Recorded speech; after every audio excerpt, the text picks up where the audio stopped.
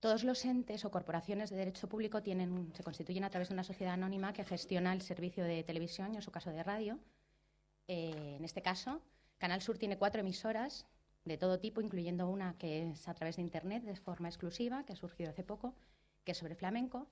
Suelen ser cadenas generalistas. La mayoría de las radios autonómicas tienen temas generalistas y musicales, también de noticias. Cataluña tiene otras 4 emisoras, como podéis observar, también una dirigida a Internet. Radio Autonomía de Madrid tiene una sola emisora, que es generalista. Radio Autonomía Valenciana tiene 2 emisoras, convencionales y musicales. Galicia 3. Euskadi Irrati tiene 4 emisoras. La Radio Pública de Canarias, 1 emisora. Castilla-La Mancha, 1 emisora. Murcia, 2. La Radio Autonómica de Aragón tiene 2 emisoras. Aragón Radio, que es convencional, y Aragón Radio 2, que como todos sabéis, funciona a través del medio Internet. La Radio del Principado de Asturias cuenta con 1 emisora, y asimismo la radio de las Islas Baleares, que son generalistas. Bueno, hecha ya esta apreciación para que todos conozcamos cuántas radios, digamos, están funcionando a través de lo que es la federación. Entramos en el tema objeto de la ponencia, que ya pido antemano disculpas si puede resultar muy farragoso o si alguien conoce el tema y estoy introduciendo temas pues de vuestro conocimiento. Voy a lanzar preguntas al aire para intentar que esto sea lo más fácil posible para todos. ¿Qué es la propiedad intelectual? Bueno, pues cuenta la leyenda que la propiedad intelectual se originó en Francia hacia 1872 porque 2 autores de obras musicales estaban en un café, tomando un café, efectivamente, y oyeron una música de fondo que era una composición propia. Se preguntaron, ¿por qué tengo que estar pagando este café que me estoy tomando y a mí no me pagan por utilizar esta composición que se está transmitiendo, digamos, a través del piano? A partir de ahí se generó la primera sociedad de derechos, de gestión de derechos, francesa, y esto ha derivado en una larga trayectoria de entidades de gestión que ya veremos a qué se dedican y cuántas son en España. Pues bien, la propiedad intelectual se regula en España en el texto refundido de la Ley de Propiedad Intelectual, aprobado por Real Decreto Legislativo 1/96 de 12 de abril del 96.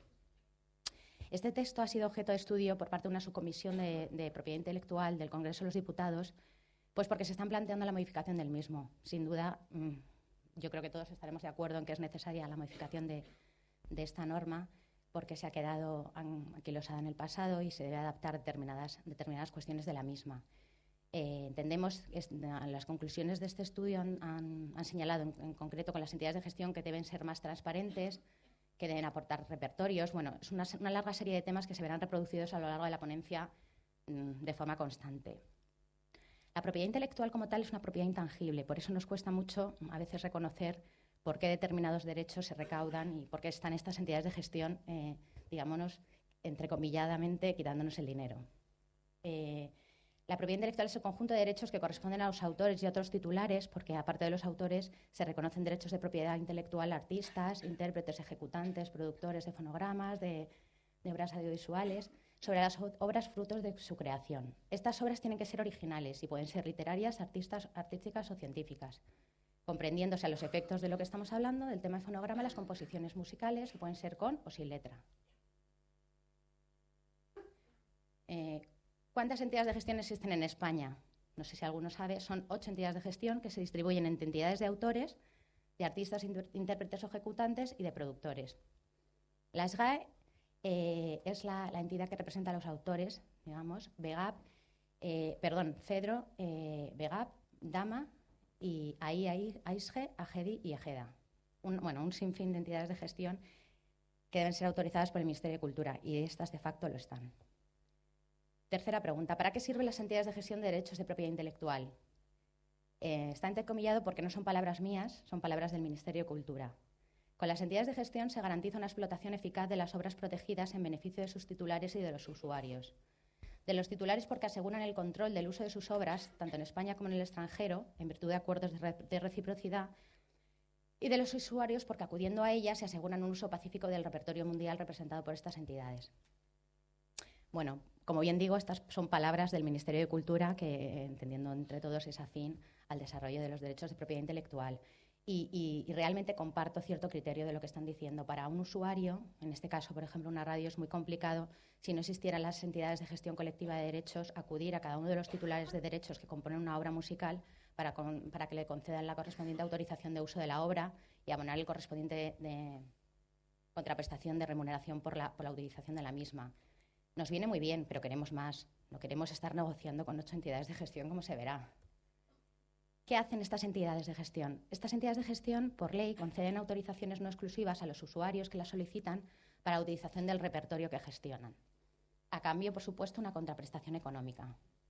La determinación de la contraprestación económica se fija mediante el establecimiento de tarifas generales o mediante la negociación obligatoria con asociaciones de usuarios. Esto dicho así, bueno, pues genera cierta inquietud, ¿no? Como que o a través de tarifa general o a través de la negociación por contrato. Estaría claro la cual prefiero, ¿no? Ya veremos cómo se dirime esto en la negociación con ellas.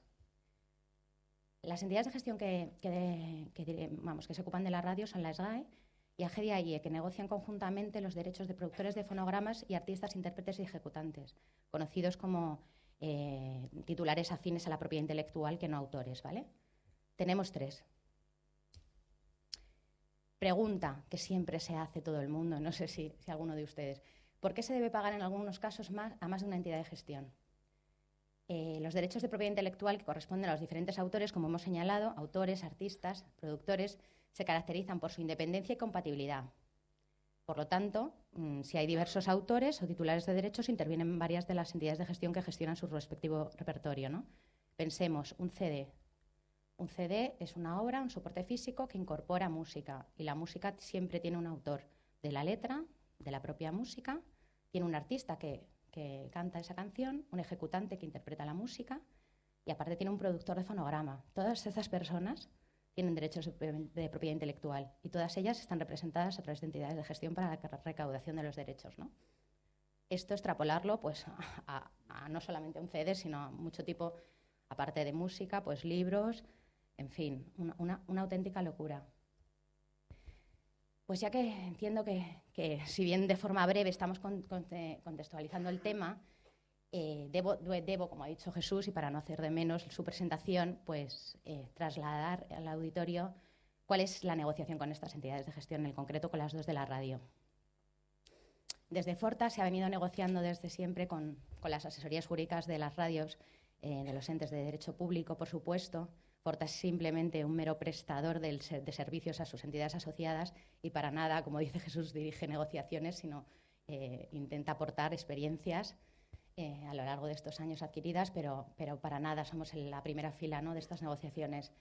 Desde Forta siempre ha sido, en Forta me refiero a las radios autonómicas, no quiero señalarnos como una federación.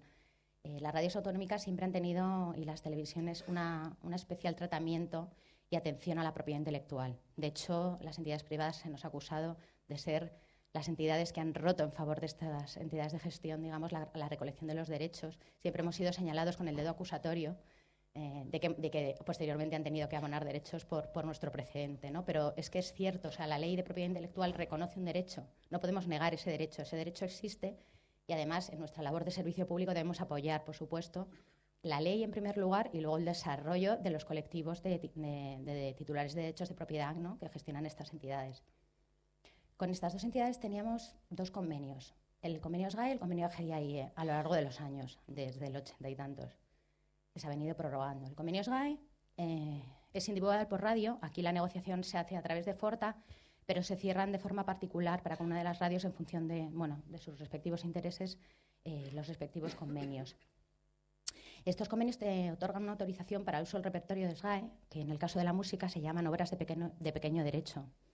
No puedo contestar por qué tiene esta denominación, la verdad es que es bastante despectiva, entre las que se encuentran las composiciones musicales. ¿Qué derechos gestiona SGAE para la recaudación? Pues son los derechos de comunicación pública y de reproducción. Cada uno lleva un tipo de canon. La base de los 2 cánones son 3,750% por la comunicación pública y el 1,250% por la reproducción. ¿Sobre qué?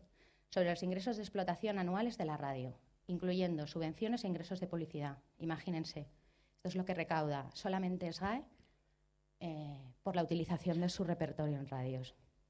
A esto es cierto, se le aplican una serie de deducciones por subvenciones, pueden ser las cuotas de seguridad social, las cuotas de doblaje en el caso de radios que tengan que hacer doblajes, el IVA, costes financieros, en fin, se aplican determinadas deducciones y otras bonificaciones por determinados fines. También otras deducciones por ingresos publicitarios, que se limitan al 25% de las comisiones de agencia. Esto suele ser normalmente más común, a pesar de que se aplican a la radio, son parte del convenio de radio, pues quizás se refleje, como siempre, un poco más en la televisión, sea más visual, digamos. Debido a las novedades legislativas que a continuación les comunicaré, SGAE ha presentado nuevas tarifas con coeficientes correctores de la base estimados en función del uso. Ya veremos por qué ha hecho esto. Han establecido una categoría de utilización del repertorio, que en este caso es la música, de hasta un 10% de su tiempo total de emisión, un tipo del 0,25 y así progresivamente, según ven ustedes en la ponencia. Pero esto que ha venido a introducir, digamos, han dejado las mismas tarifas, los mismos tipos que tenían en los convenios anteriores y han introducido unos nuevos tipos en función del uso, de forma que, salvo mejor interpretación que posiblemente quepa de algún miembro de SGAE, esto supone un coste superior a lo que veníamos abonando. La intensidad del uso debe decrecer o debe servir como eficiencia de costes a la radio y en ningún caso como incremento de los mismos por la utilización del repertorio. Dicho esto, les comento el otro convenio marco que tenemos en Forta con AGEDI AIE, que recuerden que son las otras dos entidades de gestión que gestionan los derechos de productores de fonogramas. En el caso de AGEDI, AIE gestiona el derecho de los artistas, intérpretes y ejecutantes, véase los cantantes y los músicos, que viene ya desde el 92. Ha finalizado el mismo por resolución de estas entidades de gestión a 31 de diciembre del 2008. Existen convenios también particulares por radio, pero sí que existe un convenio marco Forta, ¿no? que otorga determinadas ventajas a estas radios. El sistema de determinación de la remuneración era el mismo que el de SGAE. O sea, digamos, SGAE es la madre de todas las ciencias y a partir de ahí nacen los hijos que van adoptando sistemas de recaudación similares a los de SGAE. El problema, ¿cuál es el problema? Muchos, pero el principal que exigimos los usuarios es que son tarifas que han establecido unilateralmente las entidades de gestión y son por disposición del 100% de su repertorio, no por el uso efectivo que cada una de las radios decida efectuar sobre el mismo, ¿no? Este es el caballo de batalla de todos los usuarios a lo largo de los años, como veremos.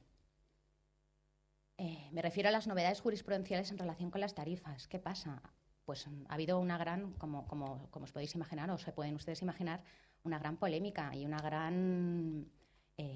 gran problema judicial con radios, televisiones, con entidades de gestión, porque esto, pues la verdad es que la gente no se sentía cómoda con este tipo de tarifas que no son revisadas, como veremos a continuación, por absolutamente nadie más que por las que las crean. ¿Qué ha sucedido? Los antecedentes son muy negativos para las radios, y aquí mis compañeros lo saben. Sucesivamente, a través de los años, han recibido varaparos judiciales cada vez que se invocaba un cambio en la modificación de estas tarifas o una condena, ¿no?, por posición de dominio y demás de estas entidades de gestión. Pero se han introducido novedades, yo creo que propiciadas por una sentencia del Tribunal de Justicia de las Comunidades Europeas, que han hecho que nuestro Tribunal Supremo haya modificado totalmente el criterio, ¿no? Y esto ha sido bienvenido por parte de todas las televisiones, radios, en especial por las privadas, que son las que han invocado este derecho. Son las sentencias del Tribunal Supremo de 18 de febrero del 2009, en el caso de Telecinco y AIE, y de 7 de abril del 2009, en el caso Sogecable, AISG, AIE. Se establecen, como os digo, nuevos criterios para la determinación de las tarifas, que están basados en 3 puntos. En ambas sentencias suelen ser bastante similares, porque son cercanas en el tiempo y sabéis que la jurisprudencia hace que se tomen en consideración las resoluciones que se han ido dictando. Lo primero es la equidad en las tarifas, la efectividad del uso repertorio. El usuario tiene que tener una proporción entre lo disfrutado por la utilización del repertorio y el rendimiento obtenido por el mismo. O sea, no cabe que el poner una determinada música te cueste más el collar que el perro, ¿no? O sea, hay que tener una equidad y una tarifa en función de las necesidades de uso que cada uno haga. También dijeron el Tribunal Supremo en estas sentencias que hay que comparar con otros acuerdos con usuarios. Aquí utilizaban el convenio Forta a las privadas como modo de ejemplo de que a través de la negociación pues habíamos conseguido ventajas respecto a ellos. significativas, pero bueno, la negociación estaba en manos de todo el mundo, simplemente hay que tener voluntad y reconocimiento de derechos, que es lo que a mi criterio le faltaba a las privadas. Pero bien, el Tribunal Supremo toma en cuenta nuestro convenio y dice que este ha de ser trasladable